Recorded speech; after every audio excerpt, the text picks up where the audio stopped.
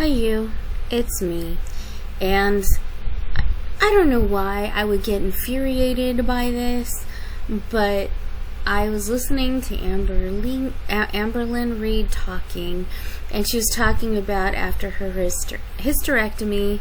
Well, I can't speak. I'm that angry, I guess. Anyway, she was talking about her hysterectomy and that she immediately went into pre-menopause. But from my understanding, the way she explained it, which again, we can't rely on our girl for anything, she said that everything was taken out. She no longer has periods. So that means that her ovaries were also taken out. Everything was taken out. So when it says right here, if you have a total radical hysterectomy that removes your ovaries, you'll experience the menopause immediately after your operation, regardless of age. This is known as surgical menopause. So she is not in pre-menopause. She's just in menopause. That's it. Nothing else. And let me just say, with menopause, you do have weird emotional roller coasters where you'll cry, you'll be upset, you'll get depressed, you'll get insanely happy, you have hot flashes, and sometimes you get itchy, and there's so many things to menopause. They should really prepare women ahead of time, but they don't really do anything or say anything until after you're in premenopause or you actually hit menopause. And by the way, premenopause is called perimenopause, if we want to use the correct terminology. So anyway, she is in menopause. She is not in any premenopausal phase. She is just in menopause. I am so tired of all the baloney that comes out of her mouth.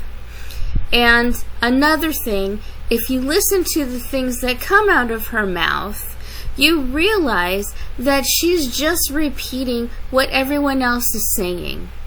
And I will give you an example. She said in her, well, I think it was her last video or one of her last videos, that she wanted to stop snacking so much, and she has to get rid of the junk in her life, like the ramen noodles. Yeah, how many people in the comments have said that? I have read so many comments from reaction channels especially, and every other person is, why is she eating ramen? Why is she eating the cup of noodles? Why is she eating it? Because it's bad for you. It's full of sodium. And so my belief is that she's just been reading the comments and she is regurgitating what she has read in order for us to have sympathy for her and know that she understands and she knows what she needs to do. It's just really hard to do. And you know what, kids? It's bullshit. It is just pure bullshit. She is just repeating what other people have said. She doesn't care. She doesn't see the seriousness in her weight. She doesn't see that her weight can be unhealthy for her because she's lived this long and she's fine. She always talks about how healthy she is unless she wants to put out an excuse for some reason. Then it's mostly mental health and her gallstones. But I just think she's full of shit. Everything she says is just a repeat of what everyone else is saying so that she thinks she's saying what other people want to hear, but I don't think she believes a single word of it. I really don't. And I thought it was very interesting that at the end of that video, there was no wifey. I don't think wifey is left. I think as Karina Kaboom said, that she went on a vacation without Amber, and Amber was very depressed because she doesn't like being alone.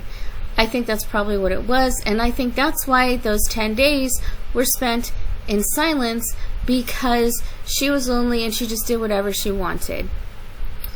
Karina Kaboom also said that. I absolutely agree with her.